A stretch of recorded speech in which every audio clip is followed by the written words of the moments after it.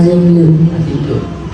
Okey, tapi Nabi dulu Nabi guna apa masa bersuci? Guna kayu. Okey, kayu suci dah.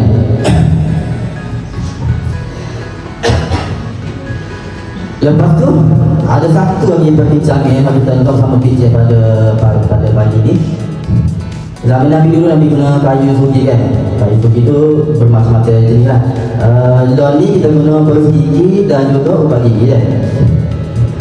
Okey, tuntutan sunnah seperti sunnah bersuci tu agak-agak kita boleh ke kita guna berus gigi ni biasa tu. Kita guna berus gigi ubat gigi, kita tak guna dah macam Nabi dulu kayu tu. Lagu mana? Boleh pahala ke tu? Boleh pahala ke tu? Ada lain ke? Boleh pahala juga? Boleh pahala juga? Nama apa nama? Muhammad Al-Ali kata boleh pahala juga. Kita bersuci, kita berus gigi dengan ubat gigi dan berus gigi. Maknanya mengganti kayu kami Nabi dulu dah. Okey, ni pun ada juga perbincangan kata ada kata toleh sebab tak sama saya dulu. Okey, tapi ada yang pendapat kata sebenarnya sama je pahala dia sebab apa?